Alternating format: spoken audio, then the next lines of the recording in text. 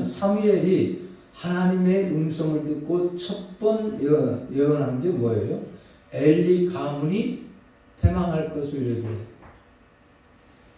그리고 오늘 사무엘이 자랐으니까 그와 함께한 말이 하나도 땅에 떨어지지 않았다고 19절에 기록했고, 단에서부터 부엘사와 모든 이스라엘 백성들이 사무엘을 여호와의 선지자로 세우심을 알았다. 다 알게 됐어요. 할렐루야. 그리고 여호와께서 실로에서 다시 나타나셔서 실로에서 여호와의 말씀으로 사무엘에게 자기를 나타내셨다. 또 자기를 나타내셨어요. 하나님을 나타내셨어요. 지금 사무엘하고 교통의 역사가 이루어진다. 통로가 엘리가 아닌 누구에게로 넘어왔다? 사무엘에게. 이런 얘기를 했어요. 지난 시간에. 그런데 오늘 1절 상반절에 보면 사무엘의 말이 온 이스라엘에 전파되니라. 그러면 이스라엘 백성들이 사무엘이 하나님이 쓰시는 사자, 선지자로 알고 있었다는 말이잖아요. 지금 알고 있었다. 그런데 뜻밖의 또 표현하는 게 지금 나오는 것은 전쟁 얘기가 나옵니다. 전쟁. 지금부터 전쟁 얘기가 나와요. 이 전쟁은 왜 왔는가? 우리가 한번 생각하면서 오늘 본문 말씀 속에 있는 의미와 뜻을 깨달아서 하나님의 음성을 듣는 시간이 되어지길 주님의 이름으로 축원합니다. 지금 누구를 세웠다고 했어요? 사무엘. 엘리 제사장은 나이가 많이 먹어서 눈이 흐려졌더라. 영적인 상태도 이스라엘 백성들의 상태를 표현해준 의미를 담고 있다라는 얘기까지 했습니다. 그런데 오늘 말씀에 이스라엘은 나가서 블레셋 사람들과 싸우려고 에벤에셀의 곁에 진을 쳤고, 블레셋 사람들은 아벡에 진을 쳤더니 양쪽 도시에서 서로 진을 치고 싸우려고 준비를 한다는 말이에요. 지금 사무엘이 하나님의 선지자로 세움을 받았다. 단에서부터 부엘세바까지 모든 백성들이 다 안다. 그리고 실로에 하나님께서 여호와께서 나타나셔서 계속해서 여호와의 말씀으로 사무엘에게 자기를 나타내시고 계셨다. 사무엘의 말이 온 이스라엘에 전파되고 있었다 하는 말씀과 오늘 전쟁에 대한 얘기를 하는데, 이스라엘이 나가서 블레셋 사람, 그런데 이스라엘 백성들은 지금까지 전쟁을 할 때 애굽에서 나올 때도 그랬고, 그 다음에 가나안 땅에서 점령할 때도 그랬고 모두 다, 그리고 사사시대에도 사사시대까지 그렇게 정말 제멋대로도 살아는 세상이었지만, 그래도 전쟁하러 나갈 때 사사들이 기도해요. 그래서 하나님이 허락하시면 갔어요. 그런데 오늘 이 백성들, 지도자들 다 나와요. 나중에 보면 다 모든 백성들이 다 알고 있는 이 현실, 사무엘이 하나님의 선지자다. 또 7장 이렇게 가보면 사사로이라는 장면도 나와요. 사사예요. 그러면 전쟁을 하려고 하면 기도를 하고, 사무엘은 아직 어리다고 하니까 그러면 엘리 제사장한테라도 가서 물어야 될 거 아니에요? 하나님의 뜻을. 아니면 그래도 형식적인 측면이라도 엘리 제사장의 아들들이 제사장으로 있었으니까 그 아들들이라도 물어야 되는 게 정상이에요. 그러면 찾아가서 얘기를 해야죠. 만나야죠. 하나님의 뜻을 찾아봐야죠. 우리가 잘 아는 것처럼 여기 3장에 보면 바로 이 사무엘은 어떤 사람일 것인가를 얘기해 주는데, 35절 말씀에, 2장 35절 말씀에 보면 내가 나를 위하여 충실한 제사장을 일으키리니 그 사람은 내 마음, 내 뜻을 행할 것이라 그랬어요. 누구예요? 여기 사무엘이 하나님의 마음과 하나님의 뜻대로 행할 것이라는 거예요. 내가 그래서 그 집을 견고한 집 세우겠다고 얘기했다. 그가 나의 기름 부음을 받은 자 앞에서 영구히 행하리라. 할렐루야. 사무엘이 이런 사람이라는 거 다 이제 알려졌단 말이에요. 그리고 실로에서 여호와의 말씀으로 이렇게 나타나서 사무엘에게 얘기를 해주신 거 늘 해주고 있다. 그 사무엘이 이렇게 실로에서 기거하고 있다 하는 것도 다 알죠. 그러면 이 전쟁을 하려면 하나님 뜻이 어떤 건지 물어야죠. 여러분들은 무슨 일을 할 때 하나님의 뜻입니까? 라고 물어본 적이 있습니까? 어떻습니까? 요즘? 예나 지금이나 다를 바 없지 않나요?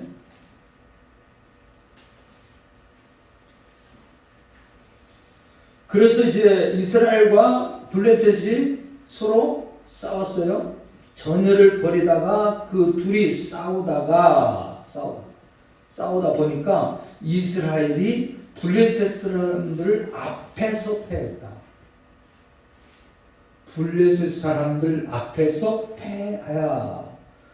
그들에게 전쟁에서 죽임을 당한 군사가 4,000명이었대요. 4,000명. 이게 1차 전쟁이었어요. 하나님 없는 전쟁이에요. 하나님의 뜻도 마음도 생각도 없는 전쟁이에요. 내 멋대로 했다는 말이에요. 이건 이렇게 패하게 됩니다. 우리들도 이 세상에 지금 환경 여건과 우리는 어느 면에서는 전쟁하고 있다고 봐도 과언이 아니죠. 우리들도 늘. 그렇다면 저와 여러분들도 이 말씀을 기억해 보면서 한번 돌이켜보고 생각해보는 저와 여러분들이 되어지길 주님의 이름으로 축원합니다.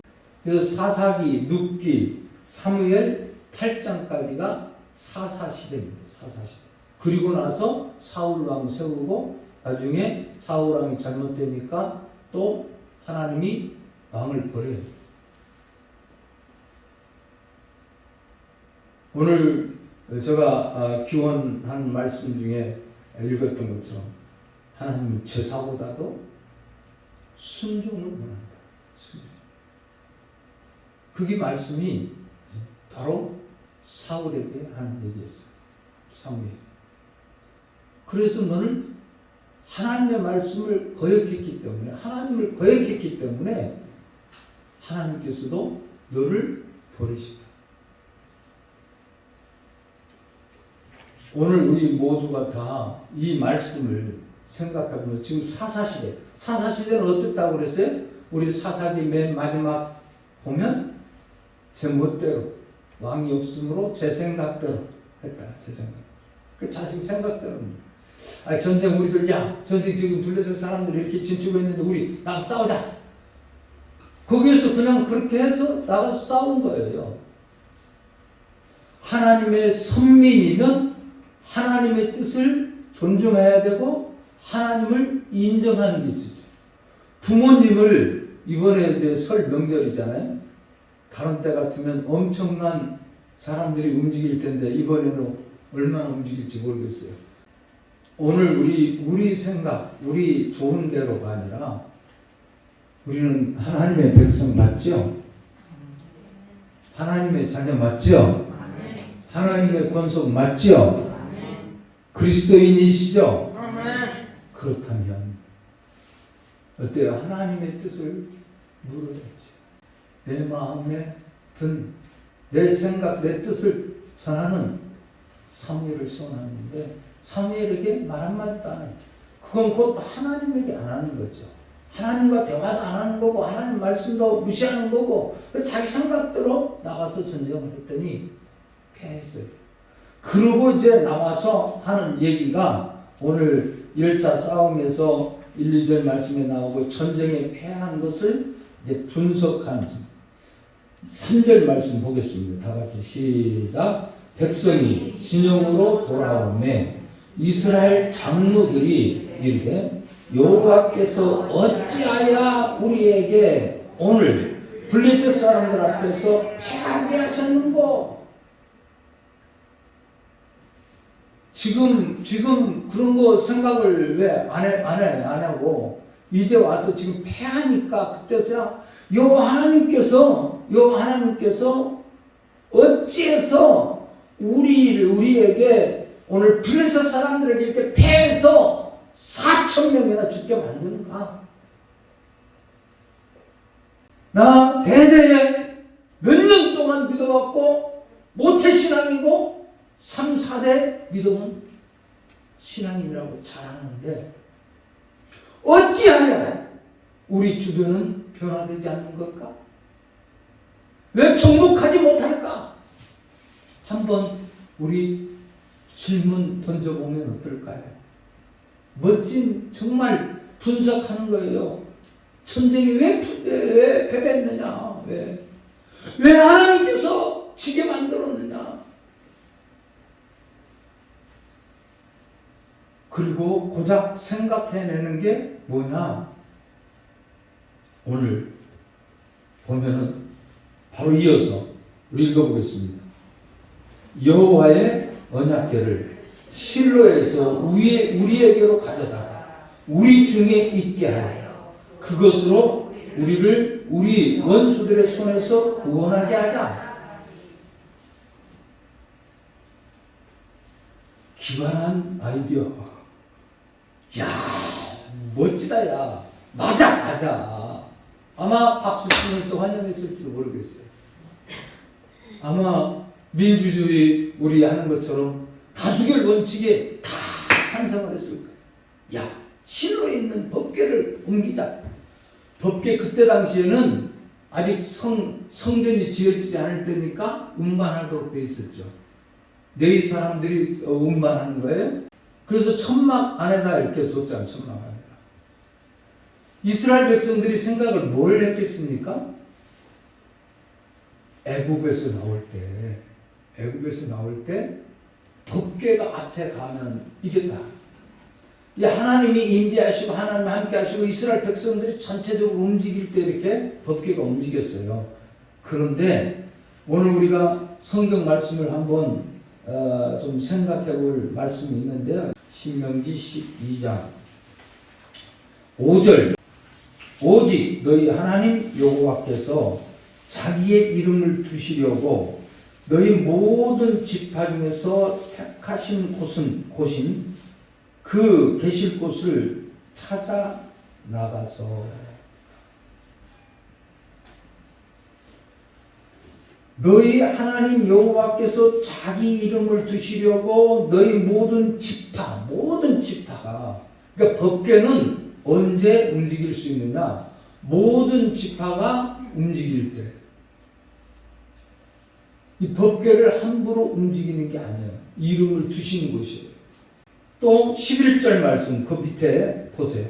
너희는 너희 하나님 여호와께서 자기 이름을 두시려 택하실 그곳으로 내 명령하는 것을 모두 가지고 갈지니 곧 너희 번제와 너희 희생과 너희 11조와 너희 손익의 거제와 너희가 여호와께 원하는 모든 아름다운 소음물을 가지고 바로 형식이죠.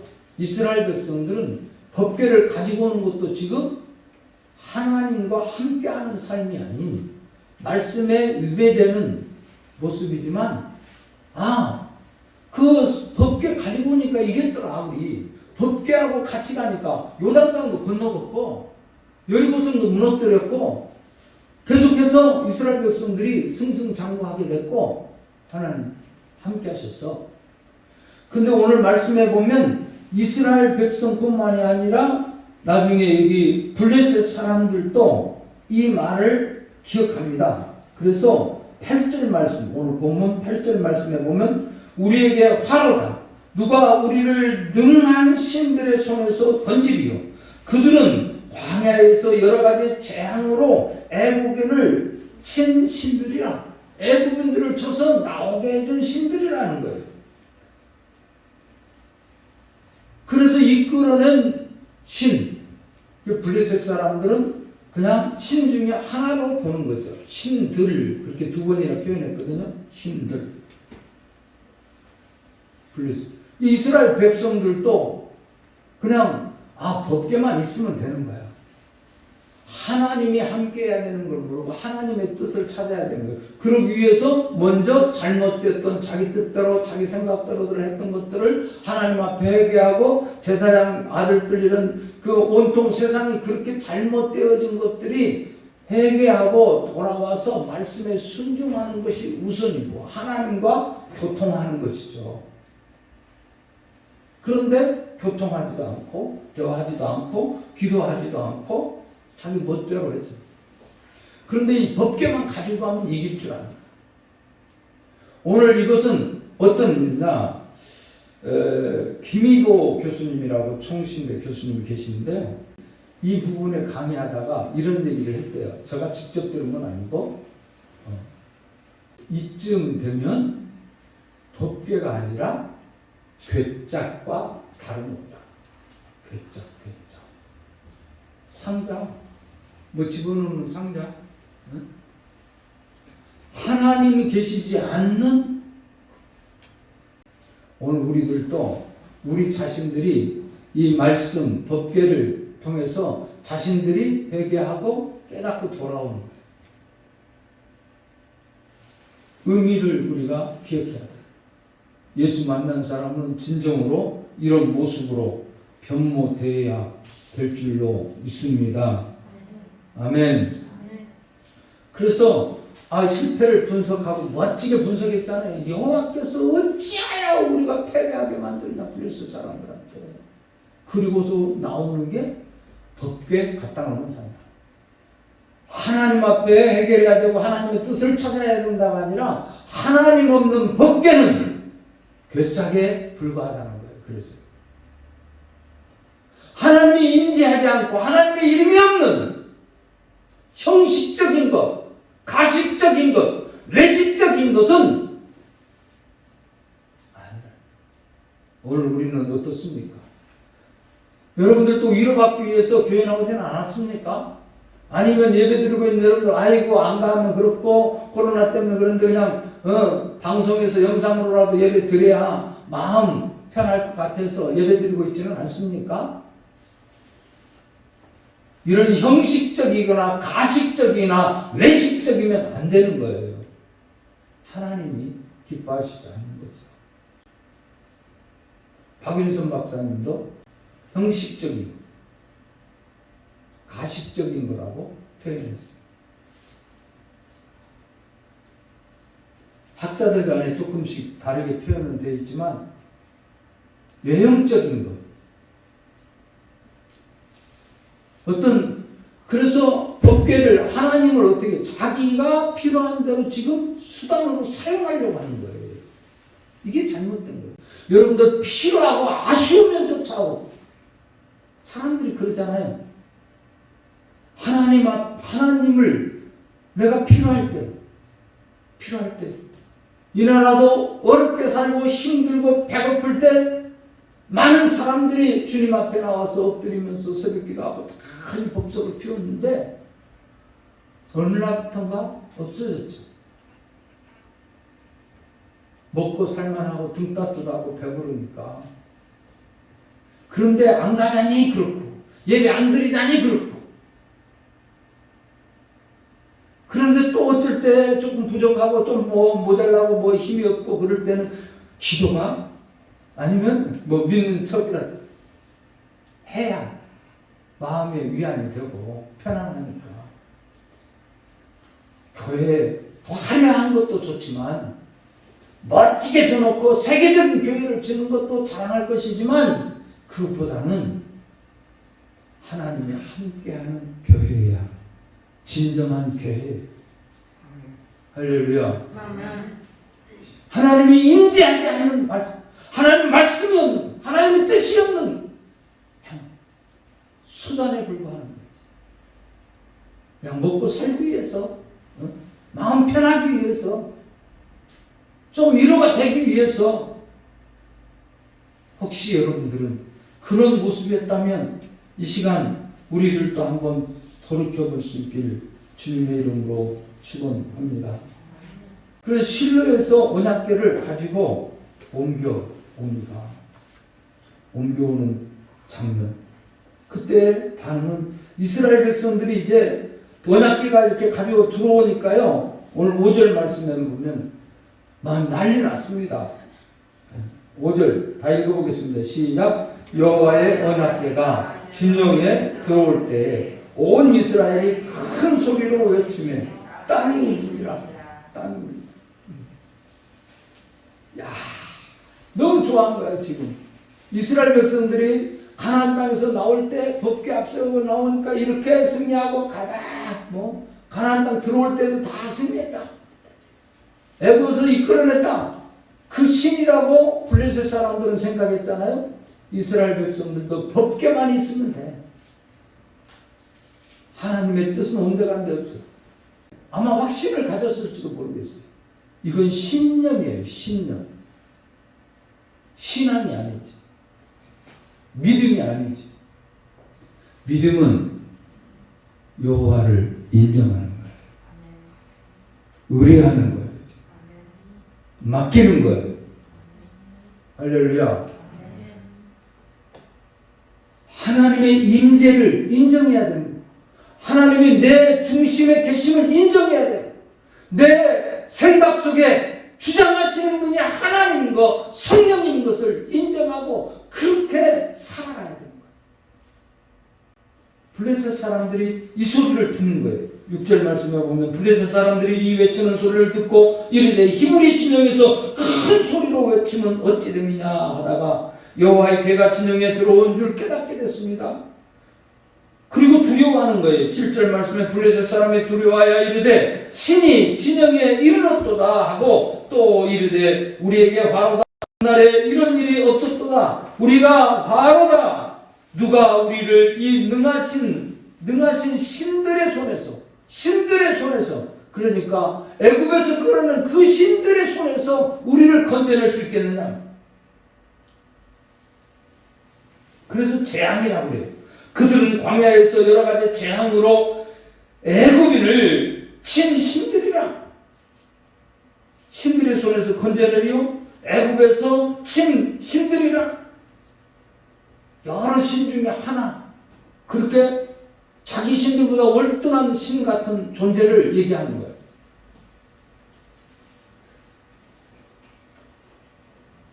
그런데 이걸 계기로 해서요.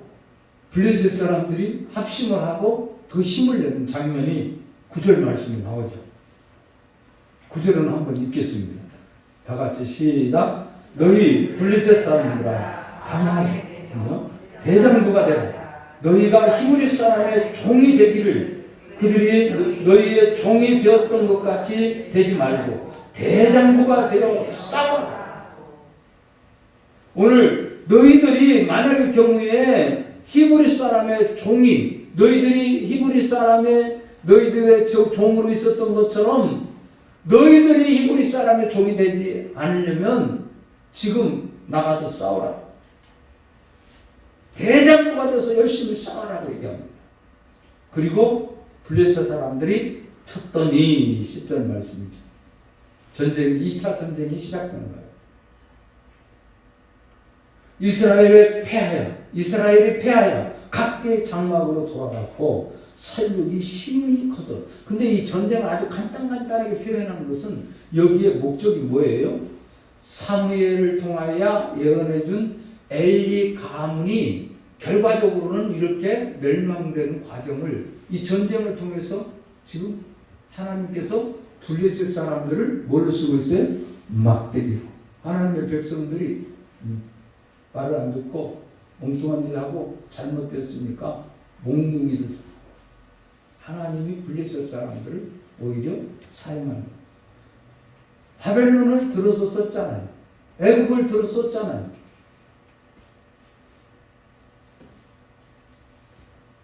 그 패배해서 결과적으로 이렇습니다. 보병이 엎드러진 사람이 3만 명입니다. 그리고 언약궤를 뺏겼습니다. 그리고 엘리 두 아들 홈리와 피나스가 거기서 전쟁에서 죽임을 당합니다.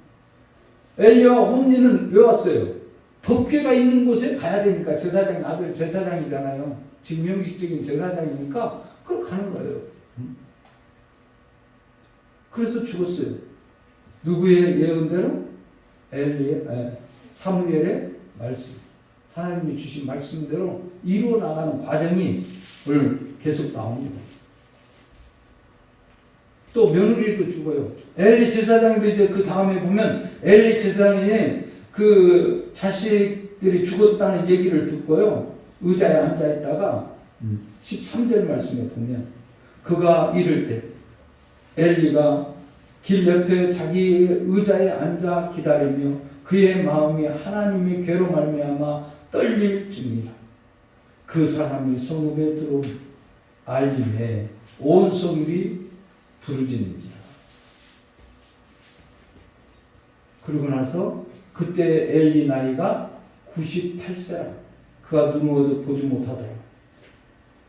결과적으로는 죽어요. 엘리도. 그리고 며느리는 애 낳다가 죽어요. 오늘 사랑하는 귀한 성도 여러분들, 이런 비참한 모습 보면서 하나님이 너무한 겁니까? 우리는 분명 기억해야 됩니다. 네가 나를 버렸기 때문에 내가 너를 버린다. 사무엘이 얘기하는 거예요. 사울에게.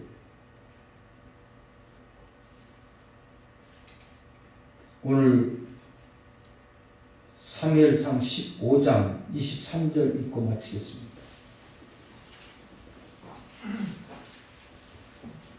이는 거역하는 것은 점치는 죄와 같고 완고한 것은 사신 우상에게 절하는 죄와 같으니라. 왕이 여호와의 말씀을 버렸으므로 여호와께서도 왕을 버려 왕이 되지 못하게 하셨나이다.